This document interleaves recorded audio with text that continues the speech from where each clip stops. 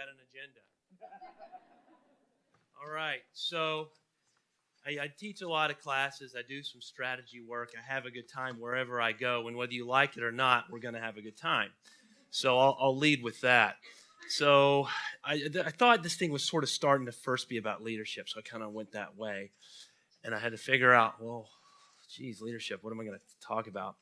So I thought about all the things I do and all the things I want to do, and I kind of try to come up with something that's, kind of a sexy title, but kind of safe. I threw it out the window, and this is what I got.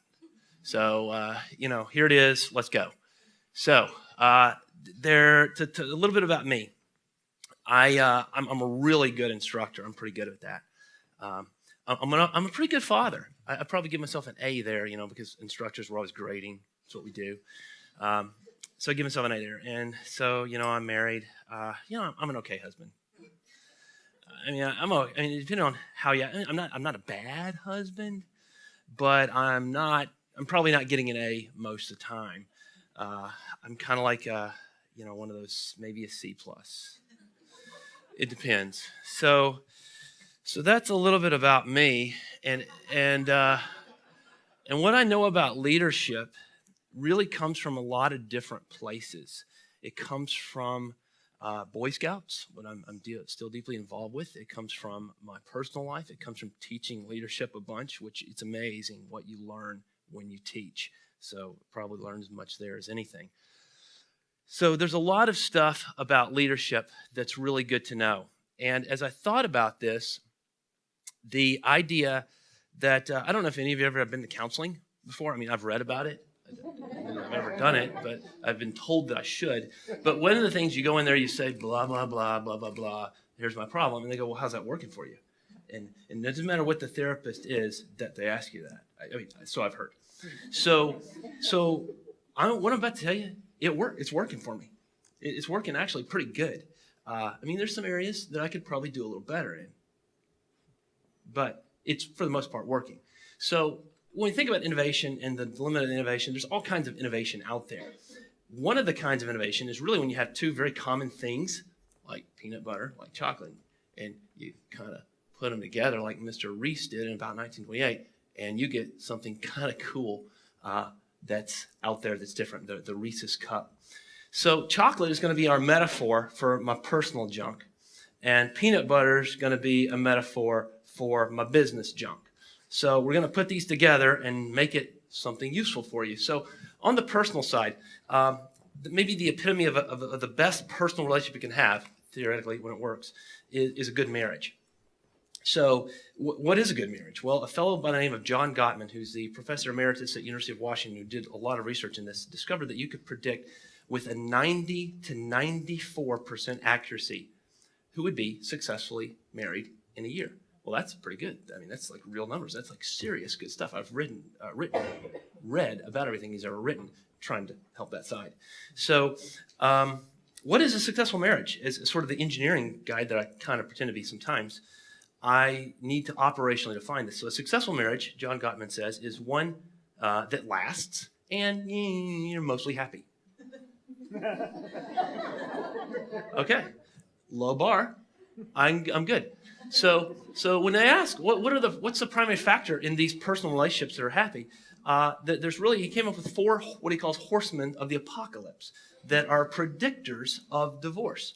One of them is contempt, stonewalling, defensiveness, and criticism. And so these each are very distinctive behavioral patterns, and they have a certain look. So it's like, why do you work all the time? What do you mean, why do I work all the time? I can't believe you're even asking. You know why I work all the time. I'm working to provide you, and you not just you people, a better future. So you can, and it's like, whoa, I'd like to spend more time with you.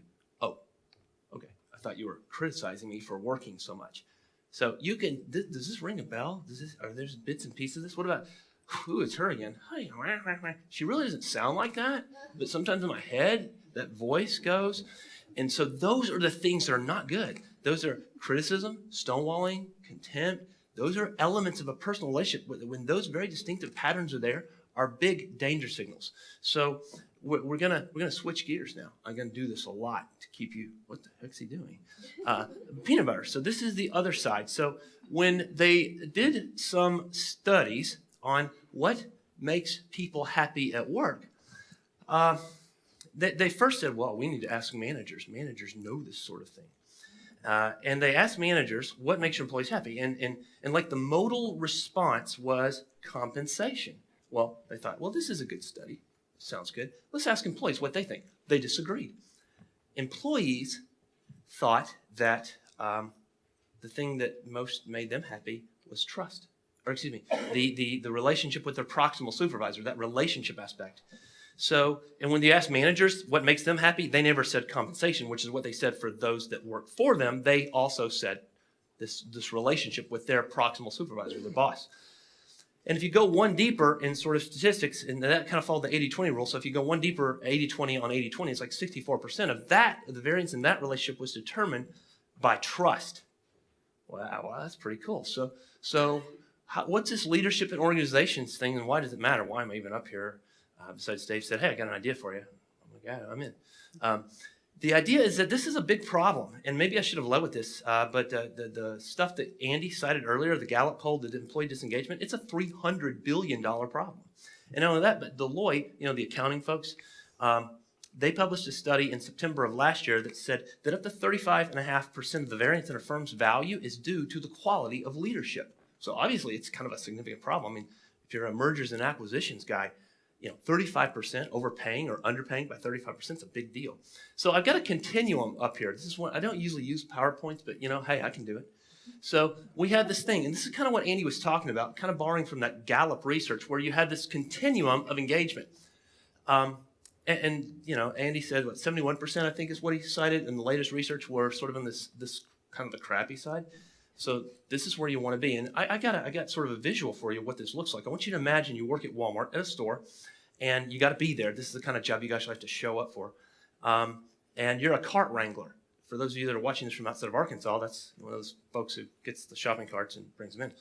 So if you're an employee and you got to show up at work and you got to be there. So where do you park? Where do you put your car?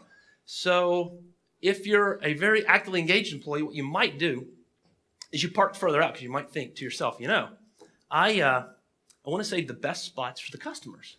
Kind of be aligned with the mission, the vision of the organization, serve others. Okay, and if you're passively engaged, it's like, if there's a good spot, I might take it. But if you're passively disengaged, you're kind of looking for the close spot. And if you're actively disengaged, you're like circling the lot, waiting for the spot right in front, like the handicap spot, even though you might not be handicapped. But it goes even further like this. You get out of your car, you park your car, and there's a shopping cart right there. And if you kind of like walk around it, that's kind of you could bring it in. You could do that. I mean, it's on your way. You could do that. Or what if you see a shopping cart? It's like, well, it's over there. And you go over there and you get it and you bring it back in because it's on your way, except you went out of your way. That's active engagement. But active disengagement, that's where you see the cart. It's in your way. You could take it in because you're parked in the handicap spot and you're not handicapped. And there's a cart right there that you go, and you send it out in the parking lot. That's active disengagement. There's a lot of that out there.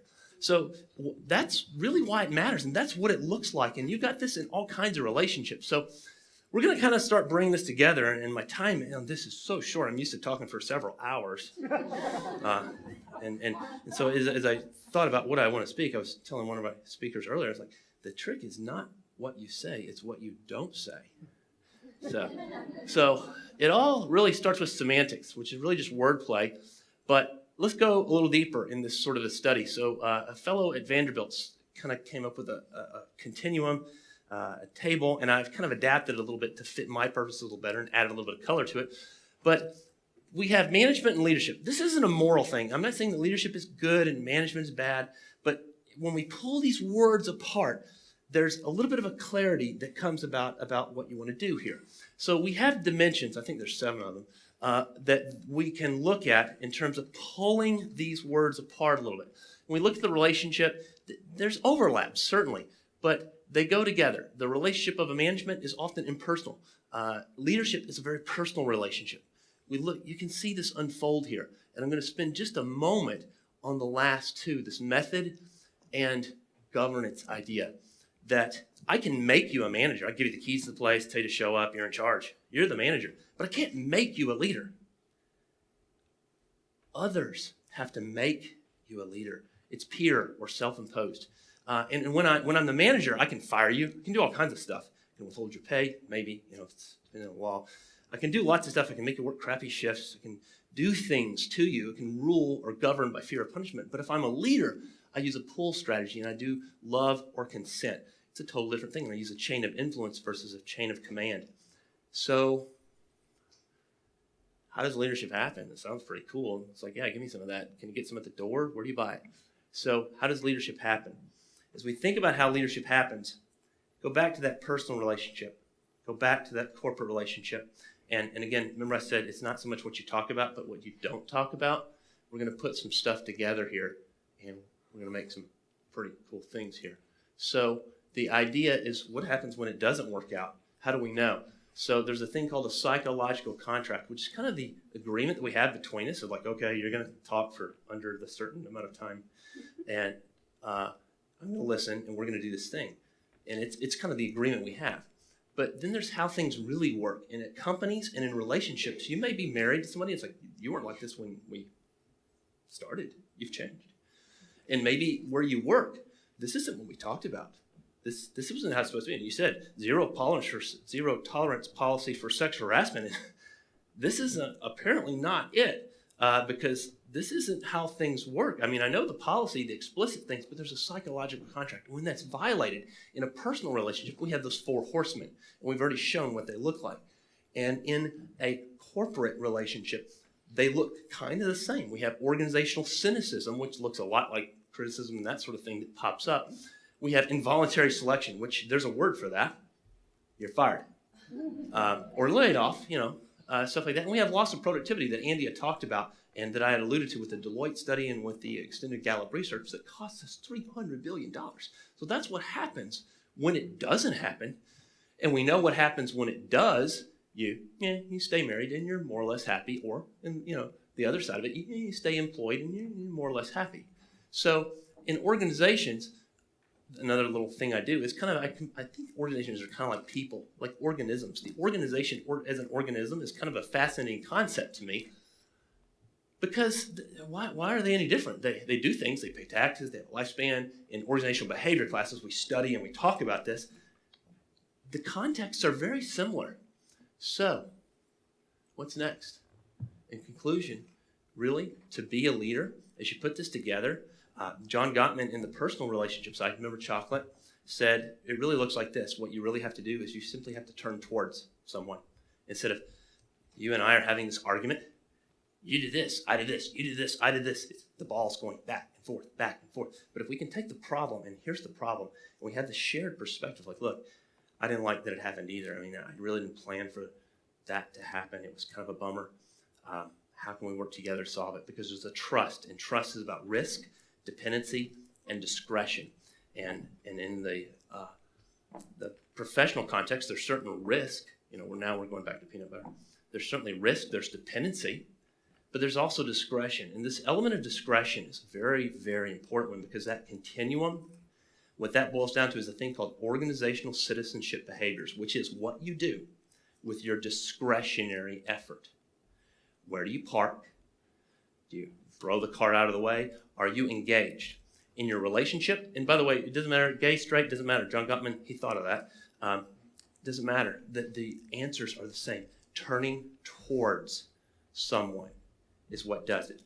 Discretion is what does it. It's choosing to engage. So as you think about whether you're in a chocolate or a peanut butter kind of a relationship, it really doesn't matter what you have to do if you want to lead, if you want to implement some of these amazing ideas. And I kind of giggle when I call them colleagues that they have given up here today.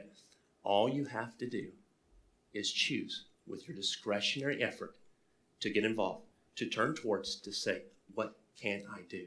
And it's simply being engaged, giving influence, and listening, turning towards. It's a very simple thing. It's not that complicated. So with that, I appreciate your time, your attention. I hope to see you all in class, and thank you very much.